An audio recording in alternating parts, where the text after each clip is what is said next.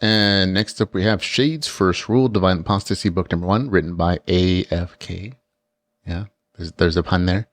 It is 431 pages, $4.99. It is available on Kindle Unlimited. Here's the author's description. A new LitRPG world has arrived. It's Ruwen's Ascension Day, and he finally dies for the first time. His newly revived body can learn spells and abilities from the class given to him by the Goddess Uru, and dying is no longer permanent. Ruwen's high intelligence makes becoming a mage inevitable. With his new powers, he will locate his parents and clear their family name, but nothing goes as Ruwen imagined.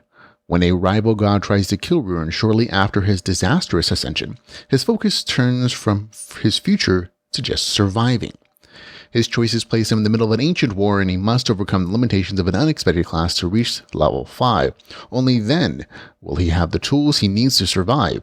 But dying now comes with a terrible penalty, and failing Guru might not only cost him his life and the loved ones, but his entire world. So there we go. This is the first book from an author who's written some other stuff. You go into the name AFK here, and that's perfectly cool. Full disclosure, I received a man's copy for review. I purchased the novel when it became available. The review on this is kind of a mixed bag, and that's unfortunate. There are some sections that I thought of the story that were really quite good, but there were a lot of frustrating moments for me when I'm reading this, and I was like, oh, this hurts my brain. And it kind of made the overall experience less than good. So it's not going to get a 7 out of 10 for me. It does get a 6 out of 10. But I'm going to explain the things that I liked about it, the things that I didn't, and kind of point out the things that are really just personal things for me, where I was like, this bugs me. If it doesn't bug you, you may still like this kind of stuff. First of all, good stuff. The RPG stuff is well thought out. And it's even, if there are some places in the story where it feels a little padded, to make it feel crunchy. The RPG stuff matters, and it's consistently used throughout the story. I think the relationship between the main character, Ruwen, other characters, Sift and Blappy, that particular, those character interactions and those character developments and that kind of friendship stuff and the banter there is a highlight of the novel. Like, it really is. Like, if the story was just those 3 characters, this would have been like a really good story, to be honest, because their relationship, their dynamics is really just kind of fun and entertaining. The story to me was really best when it was just kind of chill and relaxed and just flowed with some of the aspects I enjoy, like that relationship building, the casual dungeon diving, or kind of even like the more mundane moments in the story, where the main character is like talking to his class trainer, seeing what options there are, some of the points where the main character is trying to develop his character class, and just like the chill, like regular, like life moments. Those to me are amazing opportunities to world build, and the author really highlights what makes this world special, when he's just kind of letting the main character flow through this world and kind of showing from his perspective what's different about it, what's amazing, what's not, what are the flaws, what are like the potential conflicts in this world that are going to develop into story points. I think those were the places where I was like most entertaining and most engrossed in the story, because it didn't feel like I was trying to be a particular thing. It was trying to be LitRPG. It just was a story, and it had RPG elements that made sense within the context of the story. When it felt chill, I thought those were kind of the best places, and they felt the most genuine, like they had the most potential. So there you go. Those are the good points of the story that, like I said, there are good things of the story that I liked, and onto the stuff that kind of frustrated me. And most of the frustration comes from a place where, like, I could see potential in the story, and I was like, oh, this is really going to go in a great place, and then bam, something happened. The storyline is a bit of a mess, and it's just frustratingly forced sometimes. I mentioned this before, when the story is just chill and kind of going in its own pace, in its own direction, where it's like developing at to me feels like a natural place. It's really entertaining. It's good, but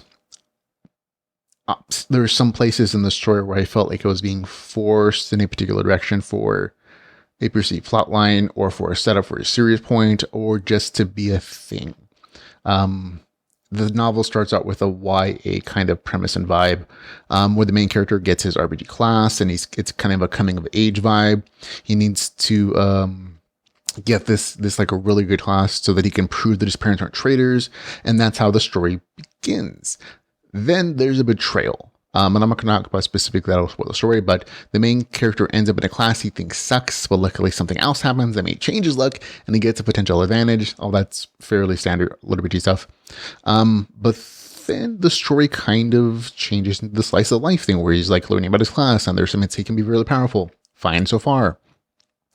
But then, and I actually think that the bits where there are some places in the story, and this is totally personal, where there are things that are set up that I thought were going to be really cool.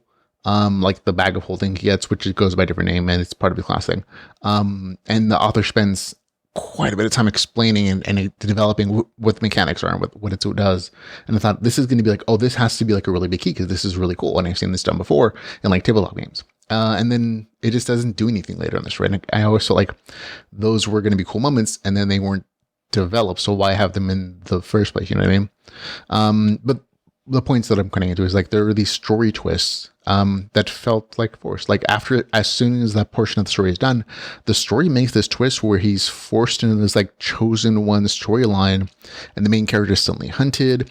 And then there's like another twist where the story feels like it's forced into this rogue dungeon dive kind of test thing, and then forced again later into like this cultivation story. And then like it ends on this like gigantic cliffhanger. And ultimately, by the end of the story, I kind of realized that there were a bunch of plot lines that are started, and very few of them are resolved. And like the stuff with the parents, which is mentioned in the novel description, it has a beginning, and it's literally, it is there, and it may be a serious plot line. But past that initial mentioning at the beginning, you kind of forget that it even exists. Like it's never really mentioned again in the story. And part of that is the fact that the main character kind of steps away from the normal world. And I'm not going to be too spoilery here. But it literally, the main storyline just freezes. And then like 70% of the story takes place somewhere else, where the main character is kind of power level a little bit. And then he comes back and the main storyline starts again. But then by then it's like, oh, story's over. And so a bunch of storylines were just sort of abandoned and never really developed. And again, this may be stuff that the author's trying to set up for future books. That's perfectly fine. But it kind of was just like really frustrating. Not just because the undeveloped or like unresolved storylines, but also just because the novel really did feel like, oh, the author is trying to hit some highlights of like popular LitRPG stories where it's like, oh, cultivation, adding a dungeon dive, adding a chosen one story, making it a YA, coming of age story. And then plus like kind of forcing a little bit some crunchy LitRPG stuff. And it just felt frustrating because again, like the best parts of the story were just where the story was relaxed and it was what it was without feeling forced into a plot line necessarily. It's like, okay. There were other issues, of course, like some of the main characters' initial power structures feels unearned.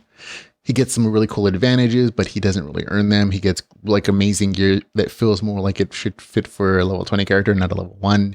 He's magically good at a bunch of stuff. The story sets up as like other people have to practice for decades to be good at it, but he's really good in the first few minutes, and he's like a master sometimes at it. I'm like, okay.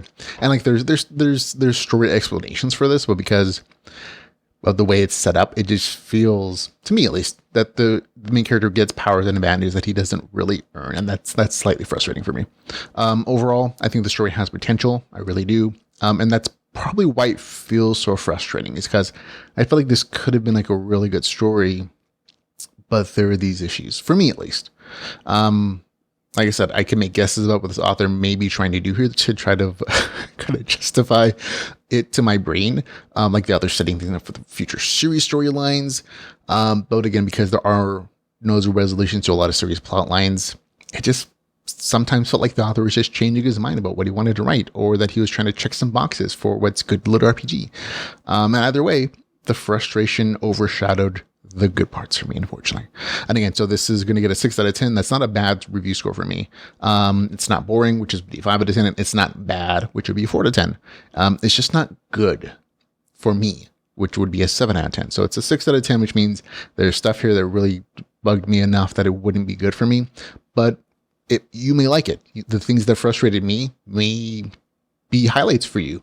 They may not frustrate you at all, in which case this will be a good story for you. So keep that in mind when you're deciding what to read. So for me, Shades First Rule, Divine Apostasy, book number 1, it gets a score of 6 out of 10.